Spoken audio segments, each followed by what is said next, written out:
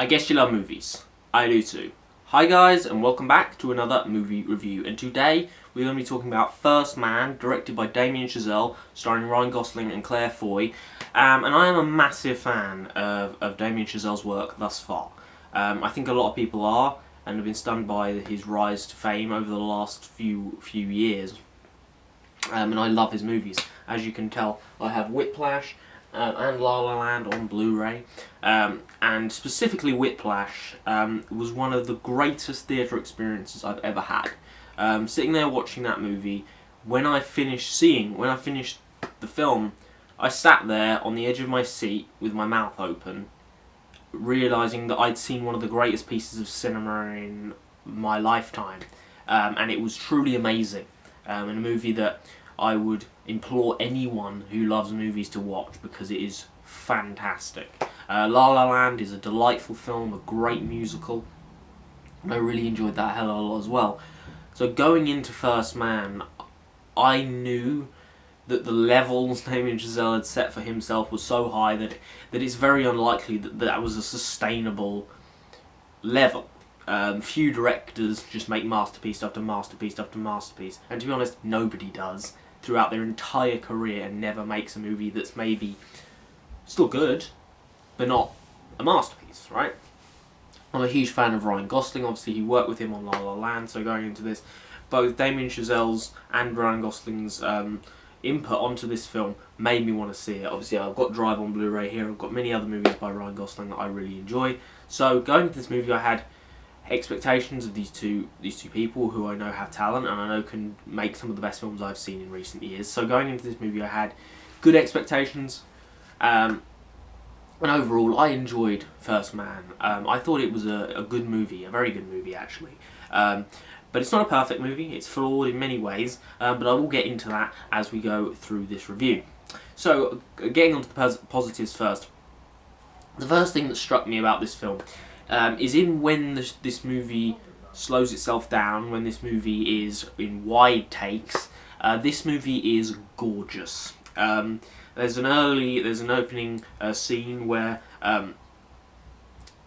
Neil Armstrong. Obviously, this movie, I forgot to talk about the synopsis. I'm stupid. This movie is about the story of Neil Armstrong and the Apollo missions and how they get to the moon and how that whole process of his.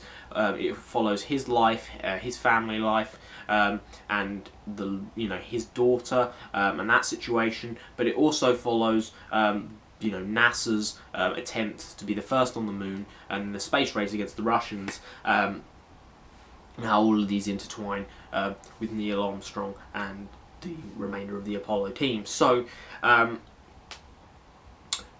opening scene where Neil Armstrong in 1961 is doing a test, and there's this brilliant shot where it's the first time he goes through the atmosphere, and you see like the curvature and the horizon of the Earth across his helmet, this close-up, and it's brilliant. And that's something that I have to say about First Man, is that this movie is stunning.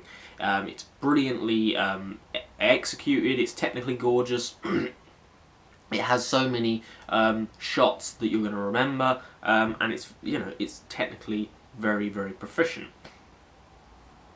Ryan Gosling, once again, is fantastic. This is an actor who continues to knock it out the park for me. I know he's not for everyone, he's a very subtle actor, he isn't someone that is particularly showy-offy. He doesn't tend to have a lot of moments of extreme emotion, but in my opinion the fact that he's like that makes those moments even more powerful because you're not expecting it as much from him. I really enjoyed this performance.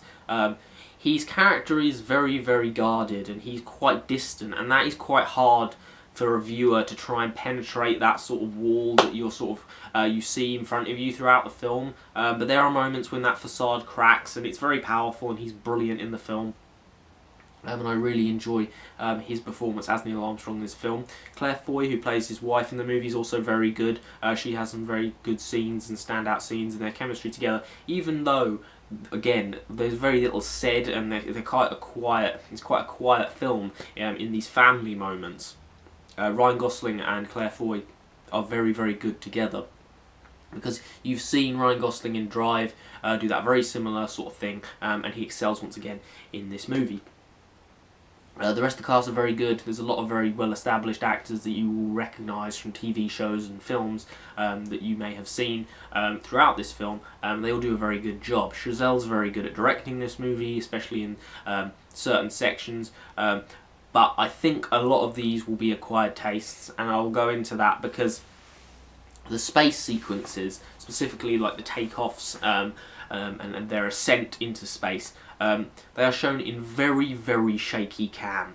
This is handheld, and it is deliberately shaky because that is how it would be if you were in an aircraft. If you were in a craft of this type, the entry, the exit through the atmosphere is very, very bumpy, and there's a lot of noise and a lot of rattling and a lot of vibration and movement in that scenario. And for some people, they're going to get motion sick, and it's going to be really hard to watch, and on a big screen it is quite difficult at times. It's pretty disorientating, but I think that is kind of, if any movie needed to do that and make you disorientated, it's this type of film, because that's kind of what they want to do, is to try and make you feel a tiny little bit what these astronauts are feeling at that exact moment.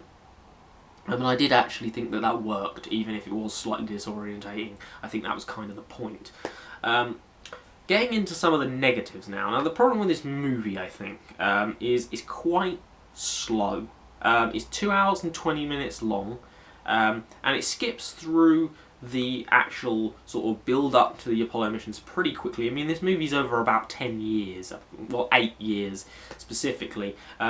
It's not a huge time period, but not a lot happens. You have a few standout moments, and the movie skips through time pretty quickly. I think you have 61 for a little bit, and then it skips to 64. There's quite a big gap in there where it doesn't really talk about anything in particular. But it does focus a lot on this family, the Armstrong family. And the problem that I find with this movie is, for long portions of the film, it's very difficult to connect to Neil Armstrong.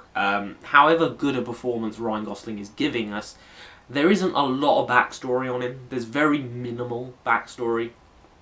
There's very minimal sort of buffer to sort of understand him as a man or as a character. We understand he's a moral man. We understand he's got kids, and he's stable, as his wife would describe him as.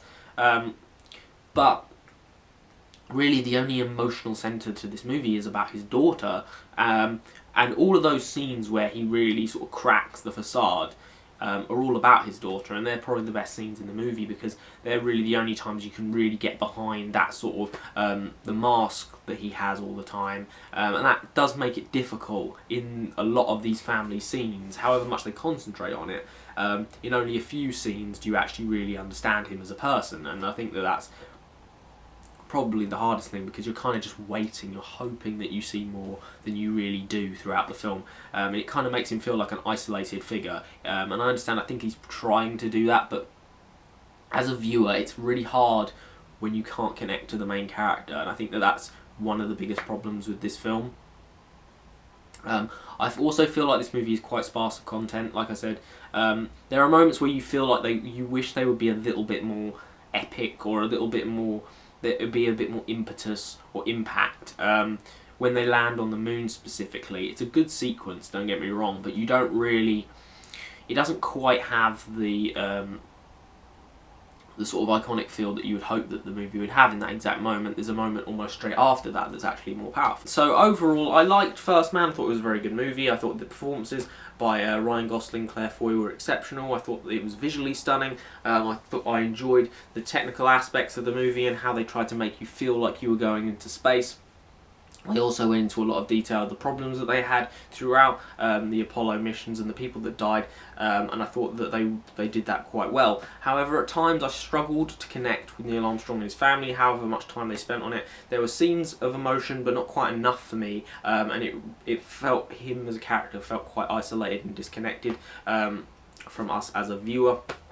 But I did enjoy First Man, and I'm going to give it 8 out of 10. So there you go, there is my review of First Man. Hopefully you enjoyed. If you did, like, subscribe, drop your comments down in the section below. Have you seen this movie yet? If you have, what did you think of it? I thought it was a good film. I thought it had some issues, but it was very good overall. Not quite as good as Chazelle's other work, but as I said, the level of his other films was unsustainable, and this is probably, you know, hopefully the sort of lowest of levels that he does drop to if he wants to become an all-time great director. So hopefully you enjoyed this video, and hopefully I'll see you next time. Goodbye.